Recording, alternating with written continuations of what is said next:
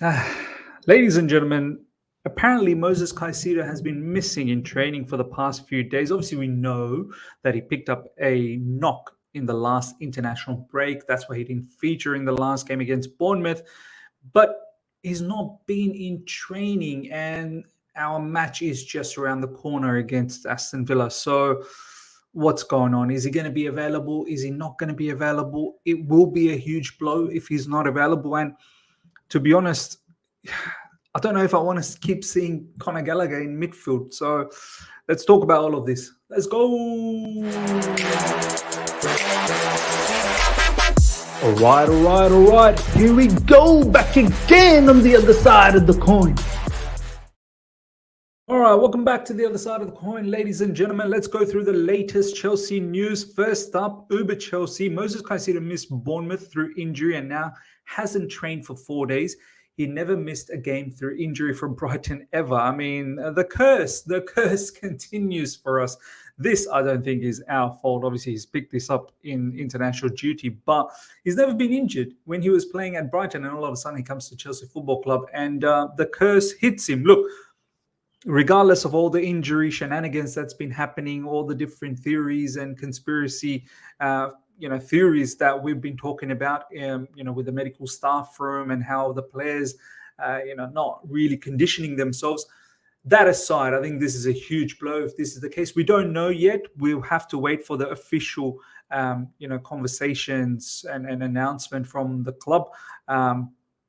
But if there is some form of doubt in regards to his injury, I'd probably not risk it because he is an important player. If it means that he misses one more match against Aston Villa, so be it.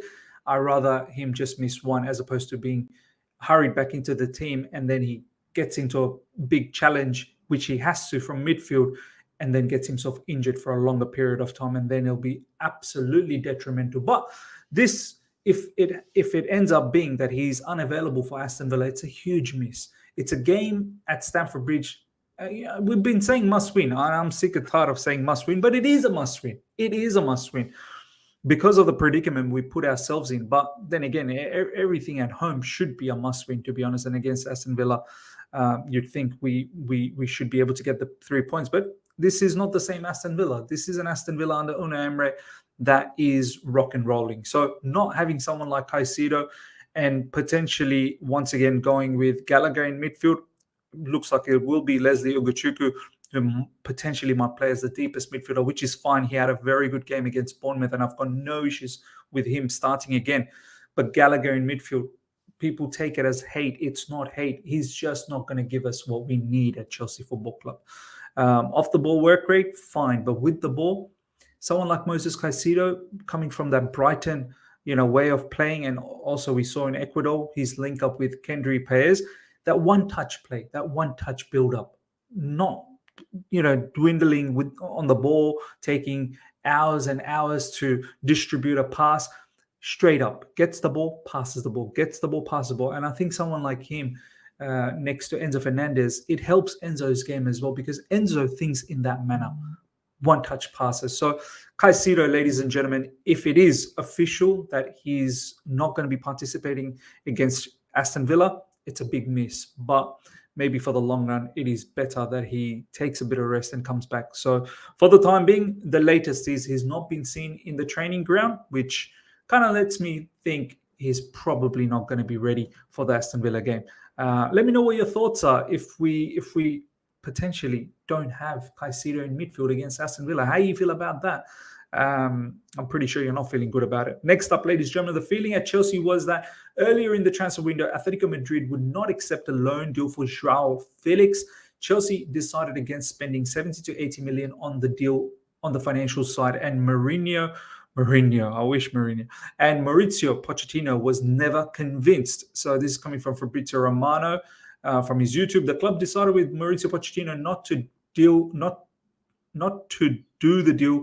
They had other targets. They are also really happy with Nkunku for that position. Look, how do I feel about this whole Joao Felix situation? Obviously, Joao Felix is balling out at Barcelona and everyone's saying, oh, look at the player that we let go of.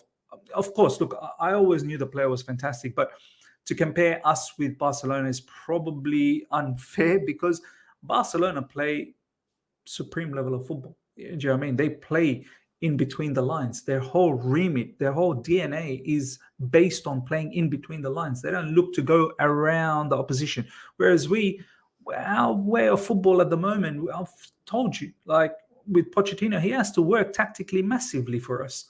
Our strategy, our tactics, it's just not good enough. So even if Joao Felix was at Chelsea, it probably wouldn't have looked good because Joao Felix, as I said, in Barcelona, they play a very, very attacking brand of football and playing in between the lines where Joao Felix absolutely thrives. So, and I'm not going to buy the fact that, in La Liga, they can afford to have someone like Joao Felix who's not going to work hard. Now, they do. Xavi over there is not going to take a player that's not going to work hard. As much as we want to disrespect La Liga, but it's not that bad of a league where you can just get away with players not working hard. That's not the case. I think that's a mad cop-out, excuse that Frank Lampard created in regards to Joao Felix. Yeah, he definitely does need to improve with his off-the-ball work rate, no doubts about that. But to deem the player completely useless because of that in the Premier League, I think that's absolutely mad. But I tend to agree with Mauricio Pochettino that obviously at that time we had Nkunku and no one foresaw, what happened in terms of the injury for Nkunku, which is potentially going to go till January. I mean, no one predicted that he's going to be out for so long. But look, personally, I would have kept someone like Joao Felix as opposed to buying a whole heap of all these other players that we did. I think Joao Felix could have worked with Nkunku and Nicholas Jackson. Someone like Cole Palmer, for instance. I mean, he's now a Chelsea player and I'm going to completely back him. And I like the player a lot. But someone like Joao Felix probably could have given us a little bit more impetus in that particular role. So look, obviously financially it was an issue. So there are other factors, not just the off the ball work rate wasn't there. Financially, this was not something that we could have done 70 to 80 million on top of all the other businesses that we did. And even the loan fee, it was a hefty loan fee last season as well. So it probably would have been a very, very high loan fee this time around. I know he's gone to Barcelona and he's taken a massive pay cut. Apparently he's on like 400k for the whole year, 400k euros for the whole year, not just like a month or something like that, for the entire year. So he's taken a huge pay cut to join Barcelona. And as we all know, Barcelona have financial issues. So he probably wouldn't have agreed on something like that with Chelsea. And in recent times, Joao Felix has said that he would like to join Barcelona. It's a dream move for him. So look, it is what it is, ladies and gentlemen. We're going to have to move on from Joao Felix, but it seems like there was a lot of factors involved for him not being part of Chelsea Football Club. Next up, ladies and gentlemen, Amada Broja, close to returning to full fitness in the coming week. He's set to play for Chelsea's junior team as he builds his way back to full fitness after his ACL surgery. As I've been saying over the past few days, I'm really looking forward to this particular guy's return. I think Nicholas Jackson needs some help up front. I think he needs some healthy competition as well. And someone like Amada Broja, hopefully we can ease him in.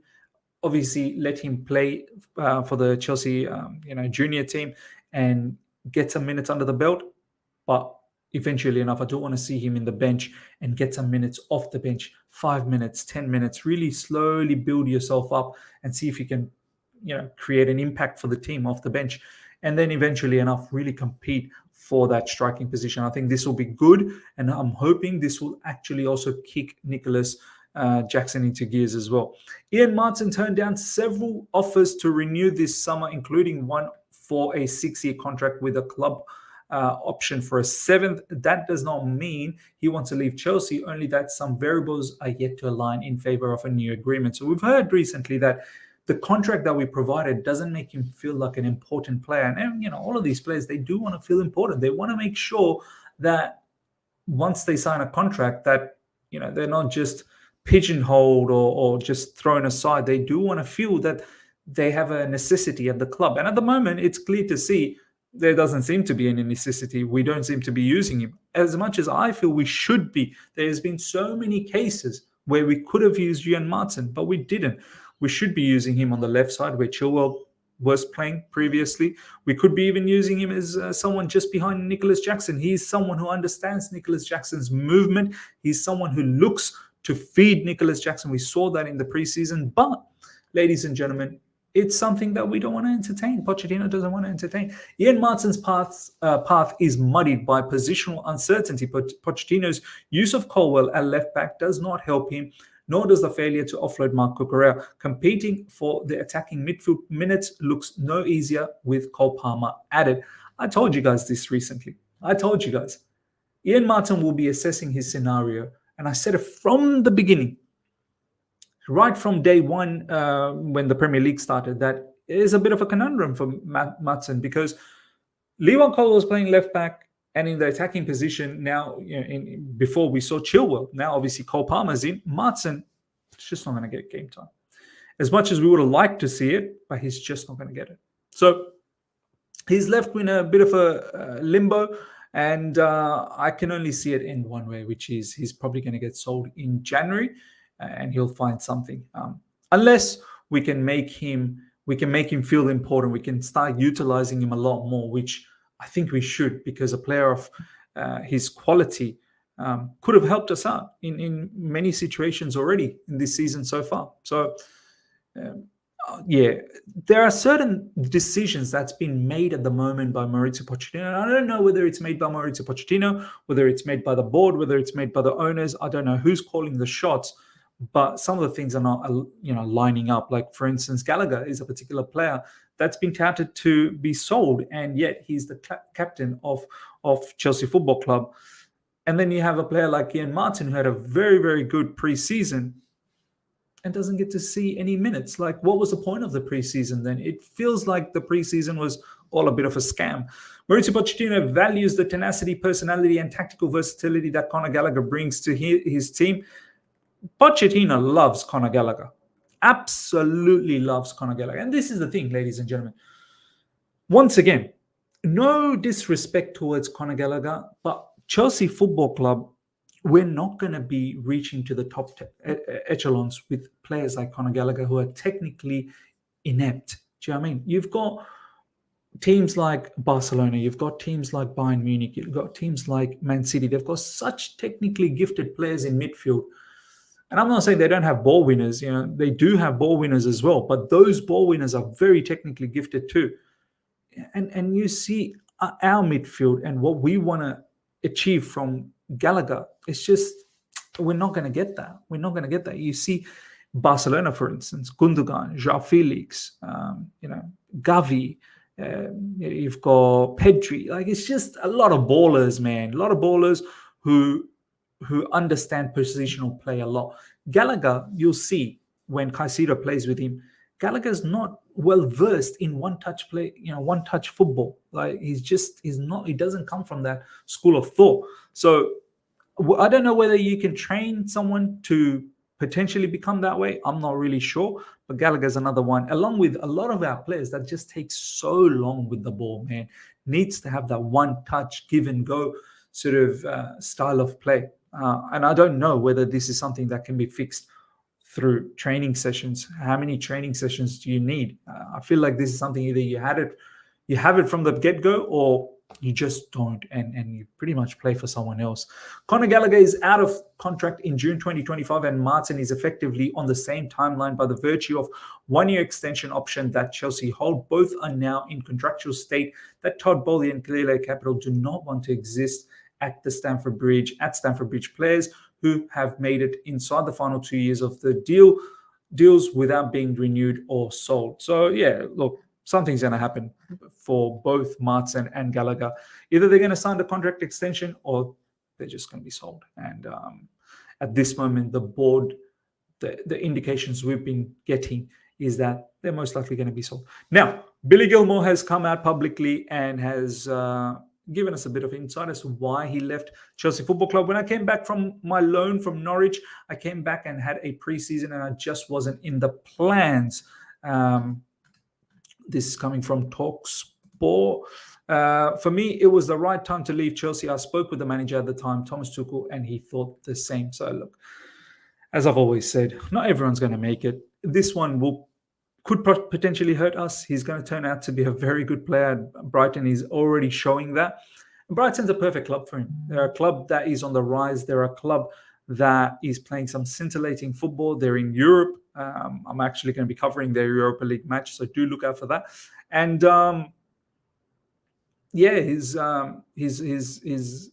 it's unfortunate that it didn't work out at Chelsea Football Club. His debut, his start at Chelsea was sensational, but it just all fizzled out. And then it's going to happen like that for a lot of our academy players. As I said, not everyone's going to make it. Lewis Hall is another one that's gone to Newcastle. So it is what it is, man. I mean, we can sit here and cry about it, or we can just say, look, this is how it's going to be. Look, Musiala is another one who's balling out in Bayern Munich. So yeah, ladies and gentlemen, let me know what you thought about everything we spoke about today. Make sure, number one, ladies and gentlemen, I've got a video in my second channel, Ms. TV, Total Football. Do check out the latest video, which is in regards to Luis Enrique and how PSG absolutely suffocated Borussia Dortmund.